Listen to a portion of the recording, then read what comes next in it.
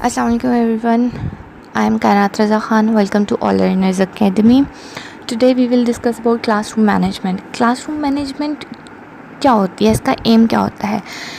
Classroom management का M ये होता है कि स्टूडेंट्स के लिए एक learning positive productive learning environment create की जा सके, उसको मेंटेन किया जा सके। अब जो क्लासरूम्स होते हैं वो मल्टी डायमेंशनल होते हैं, डिफरेंट पीपल होते हैं, स्टूडेंट्स जो हैं वो डिफरेंट एरियाज़ से होते हैं, डिफरेंट एरियाज़ से भी ना भी हों तो हर स्टूडेंट जो है वो दूसरे से डिफ़र कर रहा होता है। तो ऐसे टास्क होते हैं जिनको विद इन टाइम एकम्प्लिश करना पड़ता है और उसकी वजह से टाइम प्रेशर भी होता है कि ये टाइम है, इस टाइम के अंदर अंदर इस टास्क को एकम्प्लिश करना है।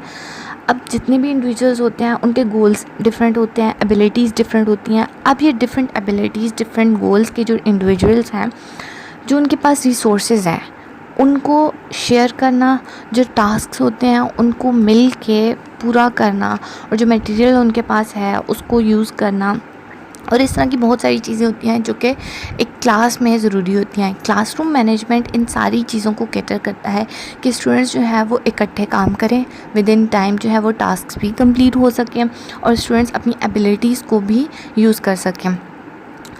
मल्टीपल एक्शंस भी स्टूडेंट्स शो करता है। तो ये जो सारी चीज़ें होती हैं इसको किस तरीके से मैनेज किया जा सकता है। अब रीज़न क्या है क्लासरूम मैनेजमेंट का? सबसे पहले तो ये बात है कि जितना टाइम आपको लर्निंग के लिए मिल सके। क्लास में जब एक टीचर जाता है तो बहुत सा ऐसा भी होता है कि जो आपका टाइम है टीचर का क्लास में इधर उधर की बातों में गुजर जाता है, जो बेसिक लर्निंग होती है वो बहुत कम होती है, ठीक है। तो जो लर्निंग है उसके लिए ज़्यादा से ज़्यादा टाइम प्रोवाइड किया जा सके ताकि जो स्टूडेंट्स हैं वो ज़्यादा से ज़्यादा चीज़ें लर्न कर सकें। अब सिर्फ लर्निंग के लिए टाइम ज़रूरी नहीं है, सिर्फ आप लर्निंग के लिए टाइम इंक्रीज़ कर दो तो इससे ये नहीं होगा कि ऑटोमेटिकली जो है वो स्टूडेंट्स अचीवमेंट की तरफ मूव करने लग जाएंगे, नहीं, बल्कि टाइम तो आपने ज़्यादा कर लिया, ठीक है, लर्निंग के लिए आपने ज़्यादा टाइम प्रोवाइड कर लिया, लेकिन वो टाइम वैल्यूएबल उस वक्त होगा जब वो लर्निंग इफ़ेक्टिव होगी, ठीक है।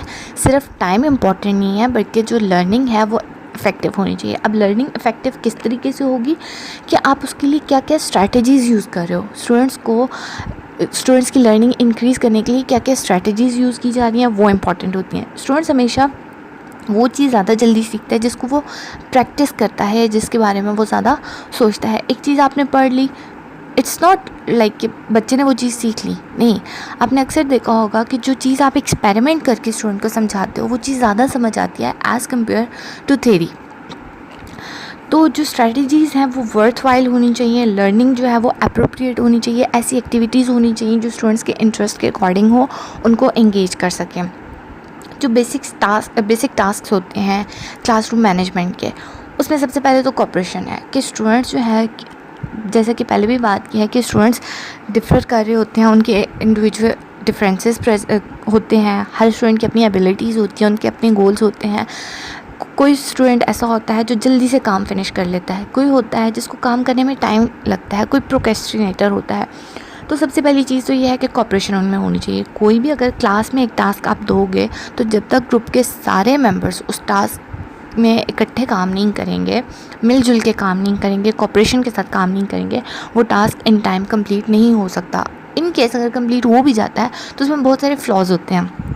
तो सबसे पहली चीज़ जो इम्पॉर्टेंट है वो तो ये है कि ग्रुप कोऑपरेशन आप गेन करो। देन गेनिंग मीन का ये मतलब है कि जो मिसबिहेवियर्स होते हैं स्टूडेंट्स की तरफ से, स्टूडेंट्स के टीचर की तरफ या स्टूडेंट के आपस में जो मिसबिहेवियर्स होते हैं उनको किस तरीके से डील किया जाता है, ये चीज़ बहुत इंपॉर्टेंट है। इसके लिए ये आप कर सकते हो कि ऐसी एक्टिविटीज़ प्लान करो जो स्टूडेंट्स को इंटरेस्ट को डेवलप करें, स्टूडेंट्स के इंटरेस्ट डेवलप करें। जो मटेरियल्स हैं आपके पास वो ऑलरेडी पहले से रेडी होने चाहिए। जो आपने प्लान्स क्लास के लिए, टीचर्स के प्लान्स बहुत इंपॉर्टेंट होते हैं, तो क्लास में जाने से पहले टीचर को प्लान करना चाहिए चीज़ों को।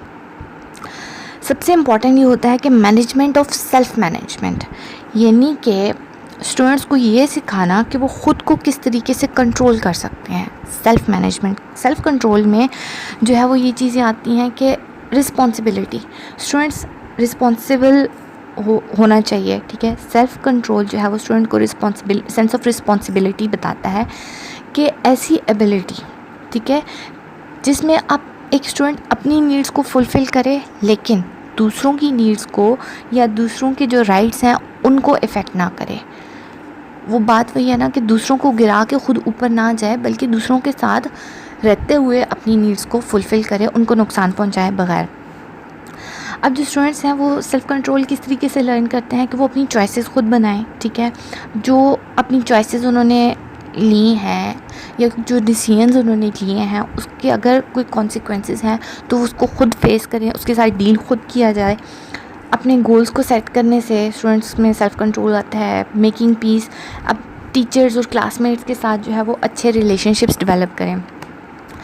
अब क्लासरूम मैनेजमेंट के लिए कुछ रूल्स और प्रोसीजर्स जो होते हैं वो बहुत इंपॉर्टेंट होते हैं।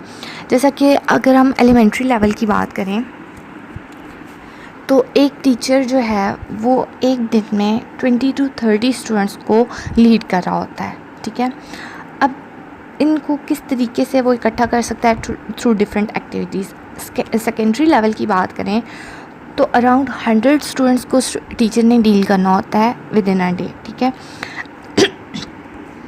जो एलिमेंट्री लेवल के स्टूडेंट्स होते हैं वो टीचर की अथॉरिटी को चैलेंज नहीं करते हैं, लेकिन जो सेकेंडरी लेवल के स्टूडेंट्स होते हैं वो most of the time teacher की अथॉरिटी को चैलेंज कर रहे होते हैं कि टीचर ने ये काम ठीक किया है या नहीं किया, टीचर यहाँ पे फेयर है कि अनफेयर है, टीचर जो है वो ज़्यादा फेवरेटिज़म कर रहा है कि नहीं कर रहा। सेकेंडरी स्कूल्स के जो स्टूडेंट्स होते हैं वो ये चीज़ें ज़्यादा क्लेम कर रहे होते हैं।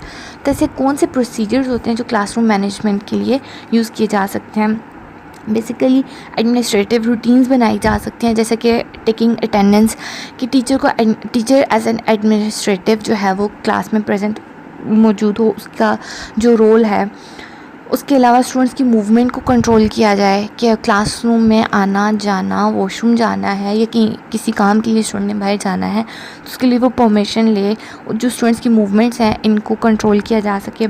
हाउस कीपिंग यानी कि जो अपनी पर्सनल चीज़ें हैं उनको स्टूडेंट्स खुद स्टोर करें, अपनी पर्सनल आइटम्स का खुद ख्याल करें।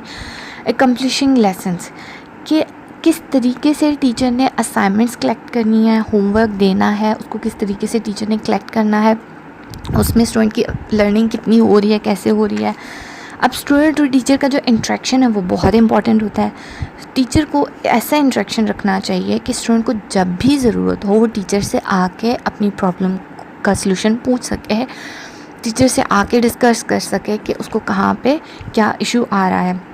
शिफ्ट होना चाहिए स्टूडेंट्स में, वही बात है कि ग्रुप्स बनाए जाएँ, ग्रुपिंग होनी चाहिए ताकि जो स्टूडेंट्स हैं वो एक दूसरे को हेल्प भी करें और उनमें सोशलाइजेशन का फैक्टर जो है वो भी इंक्रीज़ करे। टीचर्स जो हैं वो ये जो 6 एरियाज़ हैं इनको यूज़ करते हुए अपनी क्लास प्रोसीजर्स को और रूटीन्स को अगर प्लान करें तो ये इफ़ेक्टिव हो सकता है उनकी क्लास मैनेजमेंट के लिए। अब रूल्स क्या होते हैं कि ऐसे एक्शंस जो कि फॉरबिडन होते हैं, जिनसे क्लासरूम में आप वो एक्शंस नहीं कर सकते हो। फॉर एग्ज़ाम्पल क्लासरूम में बैठ के आप रेडियो नहीं सुन सकते हो, ठीक है, आप गम नहीं खा सकते हो। ये जो चीज़ें होती हैं ये मतलब जो ऐसे एक्शंस जो क्लासरूम में आपके लिए फॉरबिडन होते हैं। अब एलिमेंट्री स्कूल के लिए जो रूल्स हैं वो ये हैं कि बी पोलाइट, कि जो स्टूडेंट्स का बिहेवियर है टूवर्ड्स टीचर्स, टूवर्ड्स एडल्ट्स, वो पोलाइट होना चाहिए।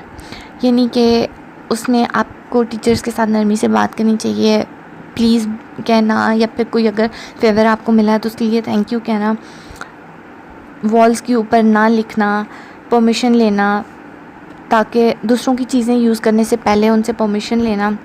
अब जितने भी लोग हैं, चाहे वो आपके क्लासमेट्स हैं, एडल्ट्स हैं, सीनियर्स हैं या टीचर्स हैं, उन सब की रिस्पेक्ट करना, हिटिंग, फाइटिंग, टीजिंग, इन चीज़ों को रोकना।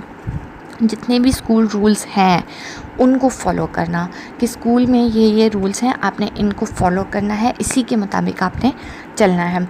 सेकेंडरी स्कूल के लिए भी रूल्स इसी तरह से हैं कि रिस्पेक्ट एंड बी पोलाइट, लोगों दूसरों की रिस्पेक्ट की जाए, टीचर्स की, एडल्ट्स की, सीनियर्स की, और पोलाइट वे में बिहेव किया जाए।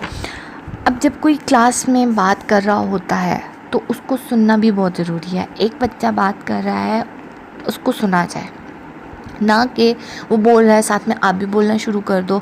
No, this should be the rule of the class कि एक स्टूडेंट अगर बात कर रहा है तो दूसरे को खामोश रहना चाहिए, या अगर वो अपनी बात कहना चाहता है तो वो अपना हाथ खड़ा कर सकता है। इसके अलावा वही बात है कि स्कूल के जितने भी रूल्स हैं उन सबको पूरा करना।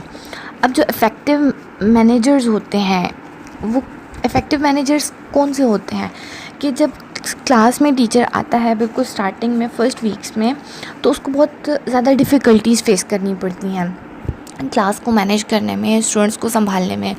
तब वो जो इफ़ेक्टिव मैनेजर्स होते हैं, काफ़ी सारी रिसर्चेस इसके ऊपर हुई हैं कि डिफरेंट टीचर्स को असेस किया गया है फ़र्स्ट वीक्स में, क्योंकि फ़र्स्ट वीक्स आपके ऐसे होते हैं जिसमें आप मैनेजमेंट थोड़ी सी आपके लिए डिफ़िकल्ट होती है। अगर आपने फ़र्स्ट वीक में क्लास को मैनेज कर लिया है, रूल्स एंड प्रोसीजर्स जो हैं वो सेट कर दिए हैं, देन आपके लिए इतना डिफ़िकल्ट नहीं होता। तो effective managers elementary plus secondary schools के लिए वही रहे हैं जिन्होंने बिल्कुल फ़र्स्ट वीक्स में, फ़र्स्ट डे में या मतलब फ़र्स्ट वीक्स में अपने रूल्स और प्रोसीजर्स जो हैं उनकी क्लास के लिए, उन्होंने स्टूडेंट्स को क्लियरली डिफ़ाइन किया है कि आपके ये रूल्स हैं, इनको फॉलो करना है क्लास में रहते हुए। और उन्होंने सिर्फ बताया ही नहीं है, बल्कि उसके ऊपर चेक एंड बैलेंस भी रखा है कि आए स्टूडेंट ने रूल फॉलो किया है या नहीं किया। अगर फॉलो नहीं किया तो उसको उसके कॉन्सिक्वेंसेस को फेस करना पड़ेगा, उसको आइदर आप पनिश कर रहे हो या कुछ भी। जो इन इफ़ेक्टिव मैनेजर्स थे, मतलब जो कि क्लासरूम को अच्छे से मैनेज नहीं कर सके, उनमें जो चीज़ें देखी गई थी वो ये थी कि जो इंस्ट्रक्शंस दी गई थी बिल्कुल स्टार्ट में जब वो क्लास में आए फ़र्स्ट वीक्स में, तो जो इंस्ट्रक्शंस उन्होंने दी थी क्लास को वो क्लियर नहीं थी। टीचर ने आके बात कर दी कि you need permission for movement in the you need permission for movement in the class, that's it. अब स्टूडेंट को नहीं पता कि उसको सीट से उठ के दूसरे स्टूडेंट के पास जाने के लिए या टीचर के पास जाने के लिए परमिशन चाहिए। उसको क्लास, मतलब जो एलिमेंट्री लेवल के स्टूडेंट्स होंगे उनको तो इतनी सी बात समझ में नहीं आएगी जब तक कि आप उनको clearly explain with example explain नहीं करोगे। तो जो इनफेक्टिव मैनेजर्स थे उनमें यही प्रॉब्लम्स देखी गई थी कि उनकी इंस्ट्रक्शंस जो थी वो क्लियर नहीं थी। अगर किसी स्टूडेंट ने रूल तोड़ा है तो समटाइम्स उसको पनिश किया, समटाइम्स बस जाने दिया है, ठीक है, इग्नोर कर दिया। तो ये चीज़ें जो हैं क्लासरूम मैनेजमेंट को बहुत बुरे से अफेक्ट करती हैं। तो इफ़ेक्टिव मैनेजर्स या इफ़ेक्टिव टीचर्स वही होते हैं जो कि फ़र्स्ट वीक्स ऑफ क्लास में या लेक्चर्स में अच्छे से क्लियरली अपनी इंस्ट्रक्शंस भी स्टूडेंट्स को बता दें, रूल्स क्या फॉलो करने हैं, प्रोसीजर्स उनकी क्लास के क्या होने चाहिए, और जो स्टूडेंट्स को उन एक्टिविटीज़ में, लर्निंग एक्टिविटीज़ में एंगेज कर सकें। This is all about class management. Thank you.